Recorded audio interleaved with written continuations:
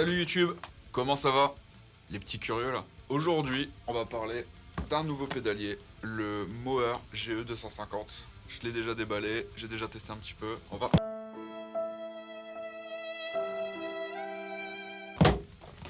regarder ce que ça vaut ensemble. Et c'est tout de suite. Du coup, comme d'habitude, ma petite Aviator qui me va bien. Mon petit modèle signature. Merci à eux encore une fois. Et merci à Gwen. Gwen, c'est le chanteur, compositeur, arrangeur de SKND. Allez checker si vous connaissez pas, c'est du métal moderne, c'est vachement chouette. C'est lui qui m'a prêté son Mower, parce que je l'avais déjà eu moi dans le passé, quelques années de ça. Et je voulais vous en faire un petit test, donc il me l'a ramené, il me l'a prêté, et c'est possible grâce à lui. Donnez-lui de la force. Alors, je l'allume, je tombe sur Metal Eye Gain. On va tester tout de suite.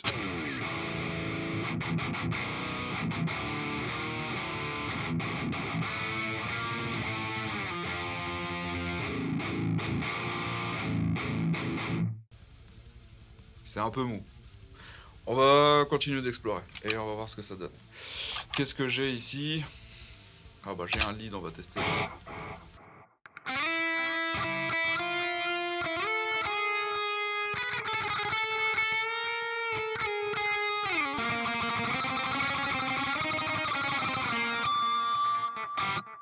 Ça manque un peu de pêche, hein.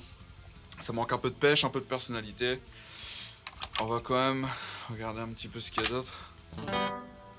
Un clean, on va splitter les micros pour voir.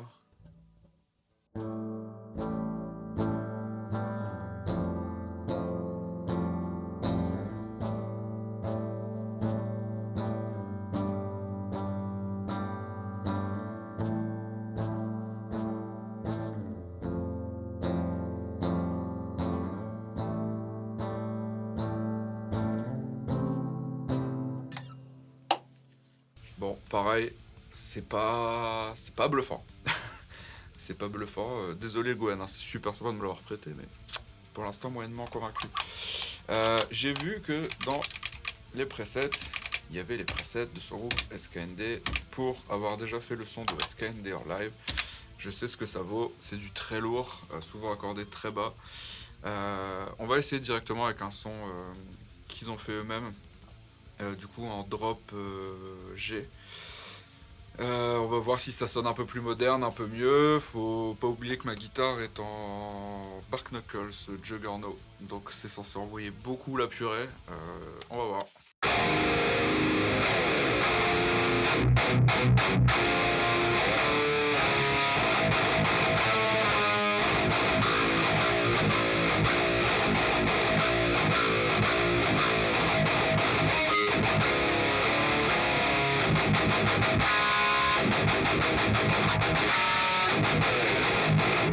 C'est déjà un peu mieux, par contre le signal envoie beaucoup plus, donc déjà ça prouve qu'en faisant ses propres presets, ça doit beaucoup mieux sonner que les paramètres d'usine.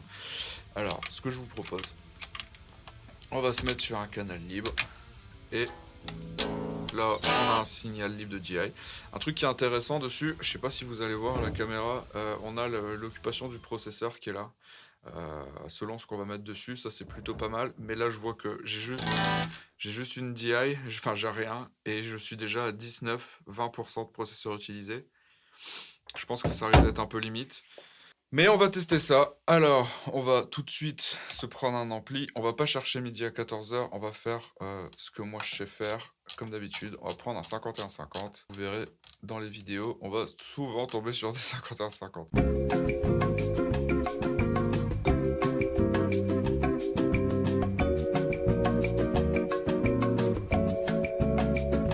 Voilà. Forcément, faut lui mettre un câble.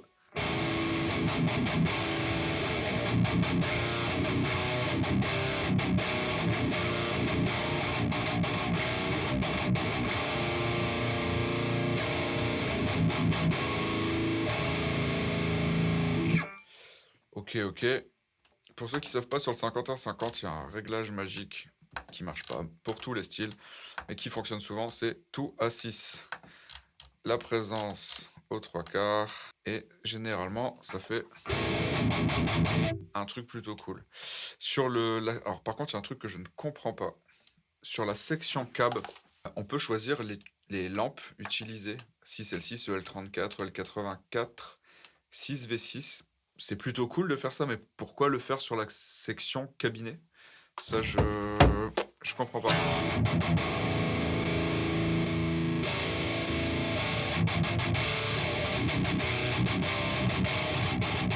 Ok, bon. Maintenant, on va se mettre une petite overdrive.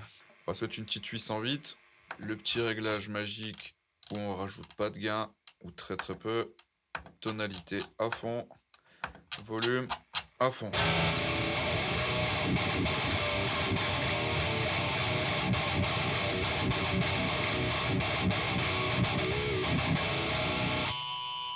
C'est déjà un petit peu mieux. On va se mettre un petit noise gate. Oh, efficace le gate. Je l'ai même pas encore réglé. Hop. Ok. Petit écho, pas besoin.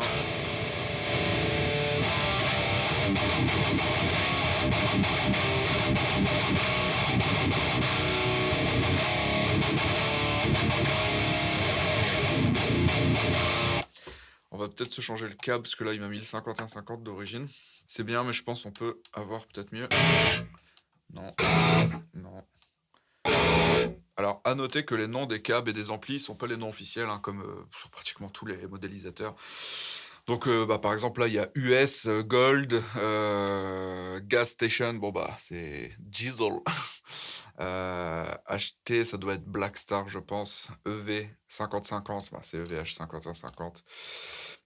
Cali, bah, c'est Californian, c'est Mesa Boogie. On va essayer un peu avec le Mesa.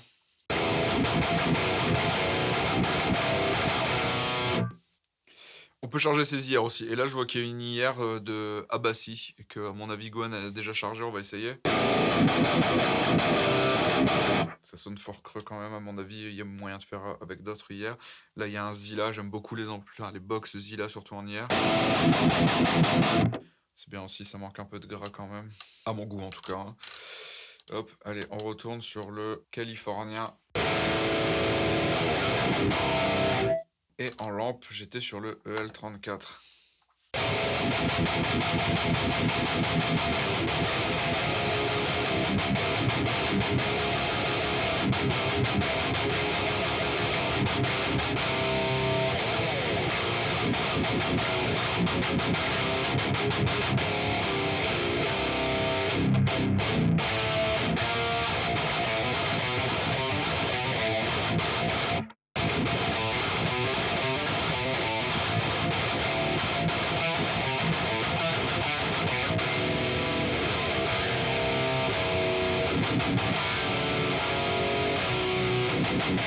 Bon, ça sonne pas trop mal, juste en explorant vite fait. Ce que je vous propose, je fais vite fait le tour, je me fais un preset, et on fait ça sur un mix, sur un petit bout. Je pense qu'il reviendra toujours ce petit bout de morceau, comme ça on peut toujours se faire un avis via ce qu'on va tester ici. Je vous enregistre ça, je vous balance ça, et dites-moi ce que vous en pensez, on conclura juste après.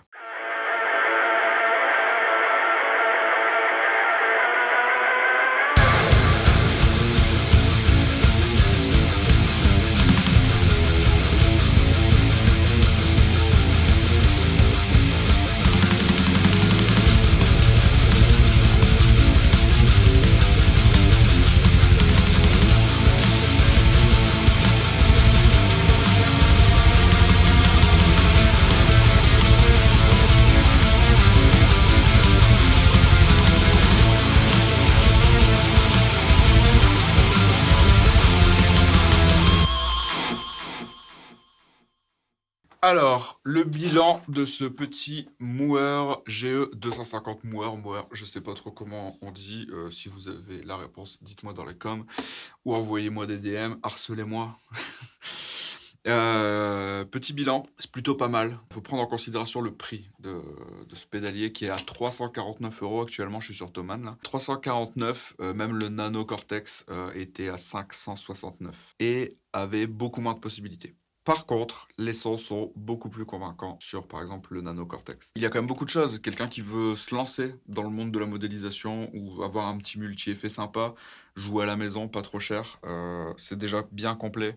Comme il le dit sur la fiche produit, 70 simulations d'ampli, 32 simulations de baffle et on peut rajouter ses IR, donc ça c'est pas mal. Il y a des rythmes de batterie dessus et un métronome. J'ai pas exploré, je vous avoue, mais bon, pour quelqu'un qui veut jouer chez soi et qui a pas forcément de connaissances en informatique sur les DAW, etc., ça peut être pas mal. 180 effets, pas mal de délais, reverb et compagnie, 200 emplacements, ok, bon, une boucle d'effets. Ça c'est intéressant si vous voulez rajouter vos propres pédales. Ça fait aussi carte son. Donc pareil, celui qui a pas de carte son, qui veut jouer de la gratte ou quoi, tu peux le faire avec ça. Voilà. Alors, les plus de ce produit.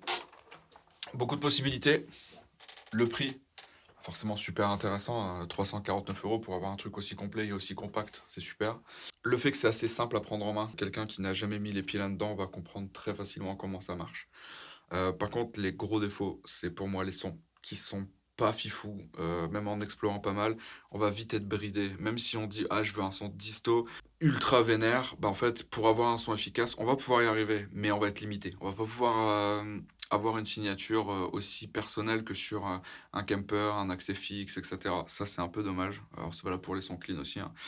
Autre petit défaut, je sais pas si vous voyez, c'est un peu cheapos quoi, sur les boutons. La pédale d'expression, c'est pareil, même si c'est bien qu'elle soit là, elle est un peu petite, donc ça c'est un peu dommage. Voilà, on a fait le tour. J'espère que cette vidéo vous aura plu. C'est la deuxième. Merci à tous vraiment beaucoup pour les retours sur la première vidéo. Je m'y attendais pas, 1000 vues sur une semaine et demie de mise en ligne sans pousser la vidéo. Des gens qui viennent me voir à des concerts pour me dire ah cool ta vidéo et tout.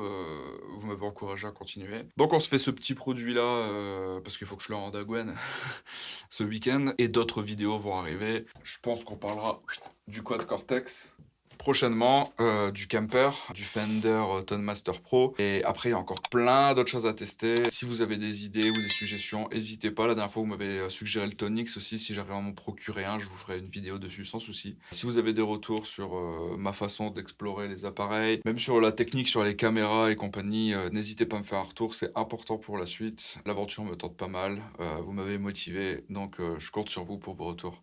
Allez, à bientôt, des bisous, c'était Jus du Minotaur.